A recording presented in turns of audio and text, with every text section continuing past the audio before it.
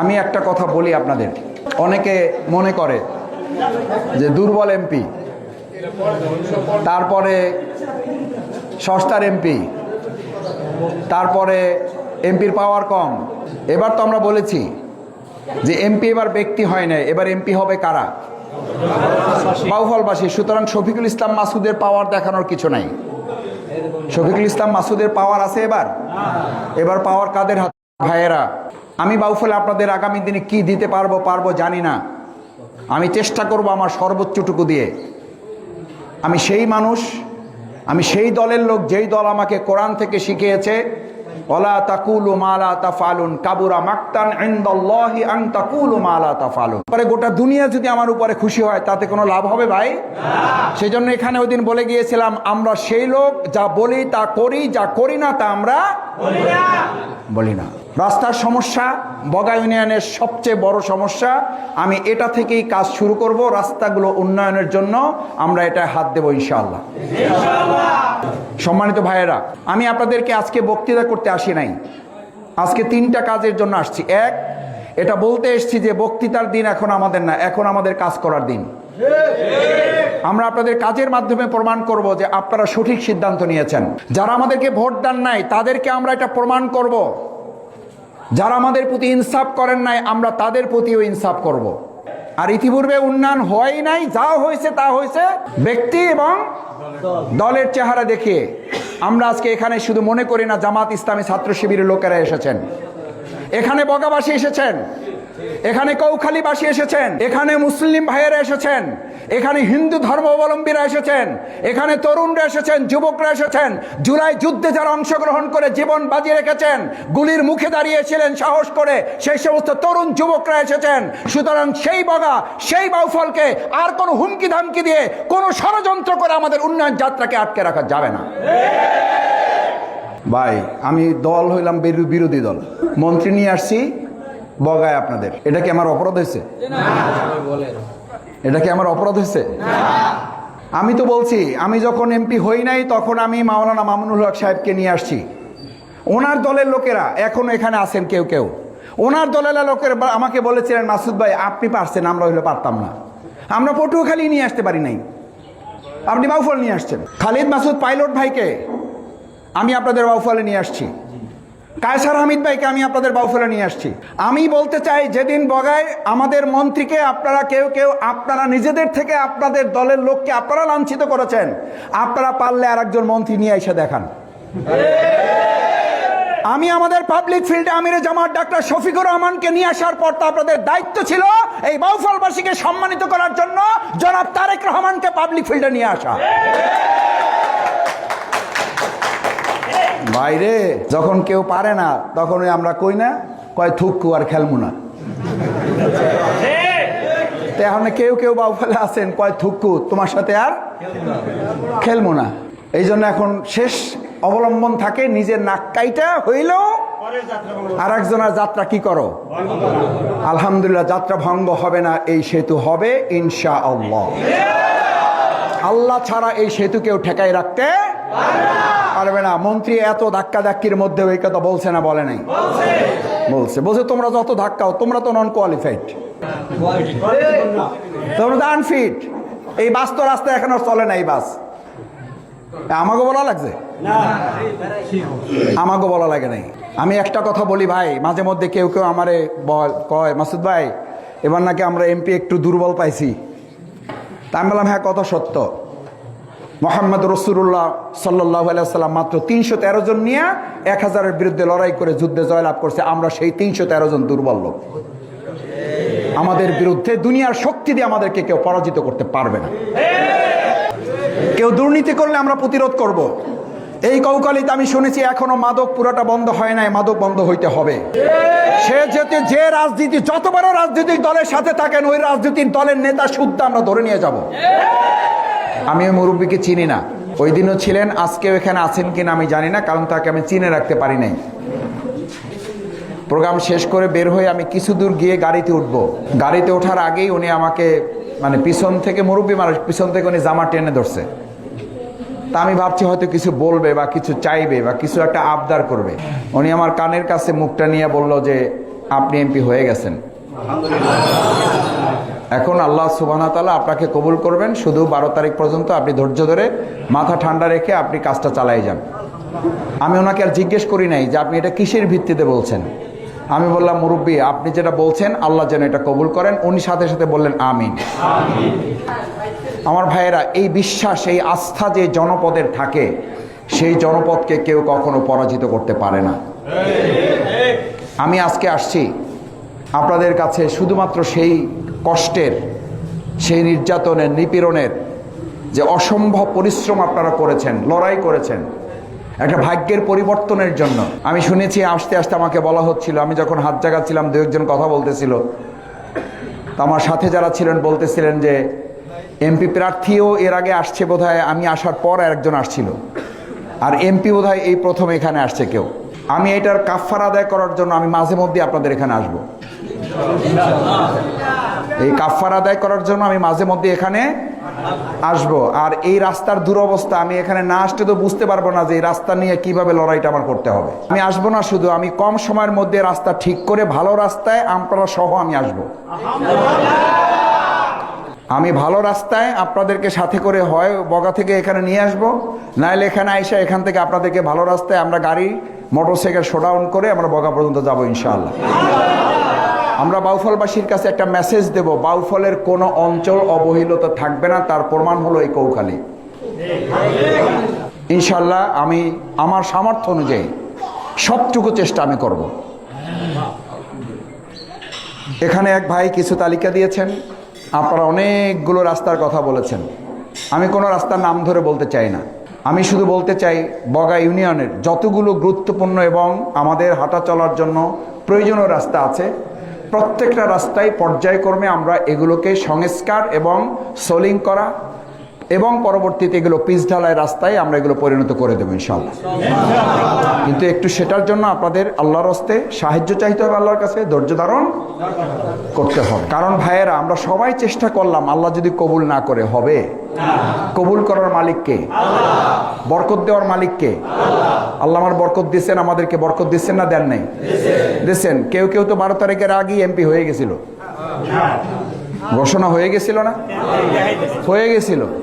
Public ফিল্ডেও ঘোষণা হয়ে গেছিল, নমিনেশন পাইয়া বলে দিছিল যে আমি তো এমপি হয়ে গেছি, এখন আপনারা হইলেও হয়েন, না হইলেও আমি হয়ে যাব। কিন্তু আল্লাহ কবুল করছে কে? আমার ভাইয়েরা, অন্যায় করে জুলুম করে শক্তি দিয়ে এখন আর পৃথিবী দখল করে রাখা যায় না।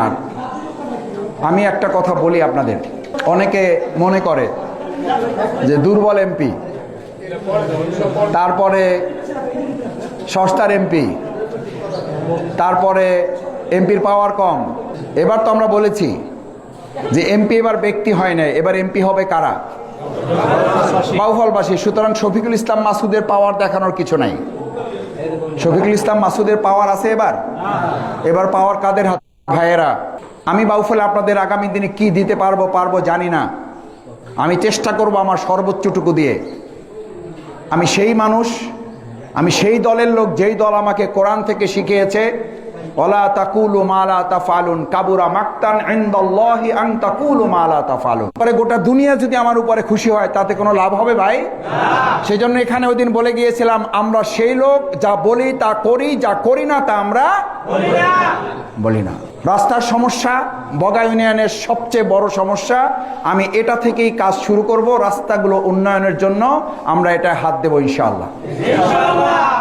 বগার আরেকটা সমস্যা খাল। আলহামদুলিল্লাহ, খালের ব্যাপারে আমরা ইতিমধ্যে একটা খালকে আমরা খননের কাজ প্রায় সম্পন্ন হয়েছে। আরও এই যে পিছনে আছে, আরও ডানে বামে কিছু খালের তথ্য আমাকে দেওয়া হয়েছে।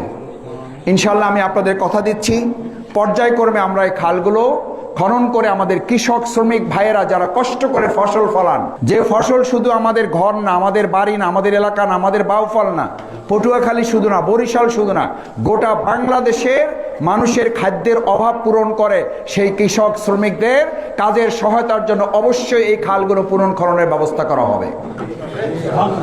সম্মানিত ভাইয়েরা, সম্মানিত এলাকাবাসী, আমাদের এই এলাকায় উন্নত স্কুল, উন্নত মাদ্রাসা, কলেজ এগুলো করার ব্যাপারে আপনাদের পক্ষ থেকে আমাকে বলা হয়েছিল, আমিও আপনাদেরকে বলেছিলাম ইনশাআল্লাহ আল্লাহ যদি আমাদেরকে কবুল করেন তাহলে আমরা এই প্রিয় বগা ইউনিয়নের সুন্দর সুন্দর পর্যন্ত ভালো প্রতিষ্ঠান করে সেখানে আমরা ভালো ভালো কিছু প্রতিষ্ঠান এবং প্রতিষ্ঠান যেখানে আছে সেখানে ভালো ভালো কিছু ভবন দেওয়ার জন্য আমরা উদ্যোগ গ্রহণ করব।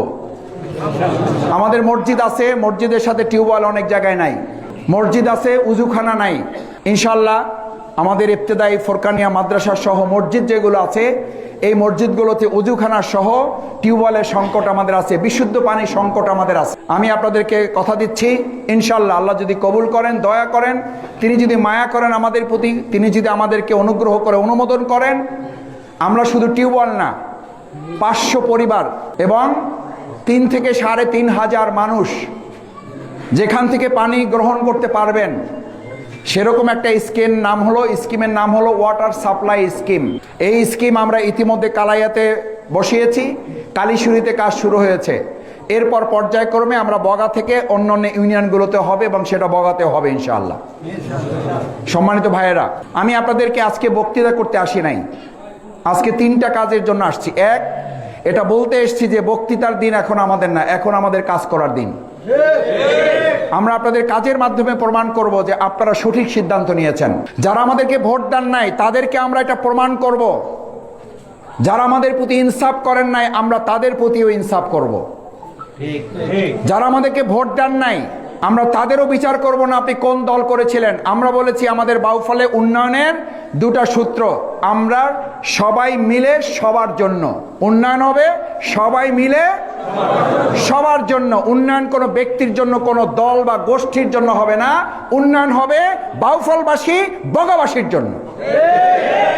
আর ইতিপূর্বে উন্নয়ন হয় নাই, যা হয়েছে তা হয়েছে ব্যক্তি এবং দলের চেহারা দেখিয়ে। আমরা আজকে এখানে শুধু মনে করি না জামাত ইসলামী ছাত্র শিবিরের লোকেরা এসেছেন, এখানে বগাবাসী এসেছেন, এখানে কৌখালীবাসী এসেছেন, এখানে মুসলিম ভাইয়েরা এসেছেন, এখানে হিন্দু ধর্মাবলম্বীরা এসেছেন, এখানে তরুণরা এসেছেন, যুবকরা এসেছেন। জুলাই যুদ্ধে যারা অংশগ্রহণ করে জীবন বাজি রেখেছেন, গুলির মুখে দাঁড়িয়েছিলেন সাহস করে, সেই সমস্ত তরুণ যুবকরা এসেছেন। সুতরাং সেই বগা, সেই বাউফলকে আর কোনো হুমকি ধামকি দিয়ে, কোনো ষড়যন্ত্র করে আমাদের উন্নয়ন যাত্রাকে আটকে রাখা যাবে না। ভাই, আমি দল হইলাম বিরোধী দল, মন্ত্রী নিয়ে আসছি বগায় আপনাদের, এটা কি আমার অপরাধ হয়েছে? এটা কি আমার অপরাধ হয়েছে? আমি তো বলছি, আমি যখন এমপি হই নাই তখন আমি মাওলানা মামুনুল হক সাহেবকে নিয়ে আসছি। ওনার দলের লোকেরা এখনো এখানে আছেন, কেউ কেউ ওনার দলের লোকের আমাকে বলেছিলেন মাসুদ ভাই আপনি পারছেন, আমরা হইলে পারতাম না। আমরা পটুয়াখালী নিয়ে আসতে পারি নাই, আপনি বাউফল নিয়ে আসছেন। খালিদ মাসুদ পাইলট ভাইকে আমি আপনাদের বাউফলে নিয়ে আসছি, কায়সার হামিদ ভাইকে আমি আপনাদের বাউফলে নিয়ে আসছি। আমি বলতে চাই, যেদিন বগায় আমাদের মন্ত্রীকে আপনারা কেউ কেউ আপনারা নিজেদের থেকে আপনাদের দলের লোককে আপনারা লাঞ্ছিত করেছেন, আপনারা পারলে আর একজন মন্ত্রী নিয়ে এসে দেখান। আমি আমাদের পাবলিক ফিল্ডে আমিরে জামাত ডাক্তার শফিকুর রহমানকে নিয়ে আসার পর তো আপনাদের দায়িত্ব ছিল এই বাউফলবাসীকে সম্মানিত করার জন্য জনাব তারেক রহমানকে পাবলিক ফিল্ডে নিয়ে আসা। বাইরে যখন কেউ পারে না তখন আমরা কই না, কয় থুক্কু আর খেলমু না। এখন কেউ কেউ বাউফলে আছেন, কয় থুক্কু তোমার সাথে আর খেলমু না। এই জন্য এখন শেষ অবলম্বন থাকে নিজের নাক কাইটা হইলেও আর একজনের যাত্রা কি করো। আলহামদুলিল্লাহ, যাত্রা ভঙ্গ হবে না, এই সেতু হবে ইনশাআল্লাহ। আল্লাহ ছাড়া এই সেতু কেউ ঠেকাই রাখতে পারবে না। মন্ত্রী এত ধাক্কা ধাক্কির মধ্যে ওই কথা বলছে না, বলে নাই? বলছে তোমরা যত ধাক্কাও, তোমরা তো নন কোয়ালিফাইড, তোমরা তো আনফিট। এই বাস তো রাস্তায় এখন আর চলে না, এই বাস। আমাকে বলা লাগছে, আমাকে বলা লাগে নাই। আমি একটা কথা বলি ভাই, মাঝে মধ্যে কেউ কেউ আমারে কয় মাসুদ ভাই এবার নাকি আমরা এমপি একটু দুর্বল পাইছি। তা আমি বললাম হ্যাঁ, কত সত্য। মোহাম্মদ রসুল্লাহ সাল্লাল্লাহু আলাইহি ওয়াসাল্লাম মাত্র 313 জন নিয়ে 1000-এর বিরুদ্ধে লড়াই করে যুদ্ধে জয়লাভ করছে। আমরা সেই 313 জন দুর্বল লোক। আমাদের বিরুদ্ধে দুনিয়ার শক্তি দিয়ে আমাদেরকে কেউ পরাজিত করতে পারবে না। আরে ভাই, শক্তি দিয়ে তো 54 ভদ্রতার শক্তি দিয়ে বাউফল চালাবো, দেখি আমরা পারি কিনা। আর শক্তি কি জিনিস এটা জিজ্ঞেস করার জন্য শেখ হাসিনার কাছে যাইয়েন, ফোন করেন যে শফিকুল ইসলাম কি জিনিস, এর কাছে জানিয়ে নিন। আমার সামনে দিয়ে আপনাদের বড় বড় নেতারা বেরিয়ে গেছে, আমি ডিজিএফআই ডিএসবি এনএসআই লোকদেরকে জিজ্ঞেস করতাম, এত বড় বড় নেতা বের হয়ে যায়, আমার জামিন হয়ে গেছে 2.5 বছর, আমি বের হইতে পারি না কেন? কয় ওনারা কোনো সমস্যা না, ও বের হইলেও কিছু যায় আসে না, ও ভিতরে থাকলেও কিছু যায় আসে না। কিন্তু আপনি ভিতরে থাকলেও শেখ হাসিনার টেনশন। সুতরাং আমাদের মটকা গরম করবেন না। দুর্বলতা, আমাদের ভদ্রতা নম্রতাকে দুর্বলতা মনে করে বোকার স্বর্গে বাস করবেন না।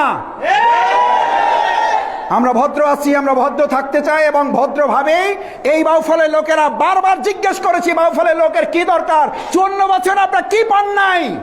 একটা কথা বারবার বলতো আমাকে, মাসুদ ভাই রাস্তাঘাট, টিউবওয়েল, গম, চাল, টিন, যা যা স্কুল কলেজ মাদ্রাসা বহুত কিছু পাইছি, একটা জিনিস আমাদের বাউফলের অভাব, সম্মান, মর্যাদা, ইজ্জত এবং আত্মমর্যাদা নিয়ে আমরা বাউফলে মাথা তুলে দাঁড়াইতে পারি নাই।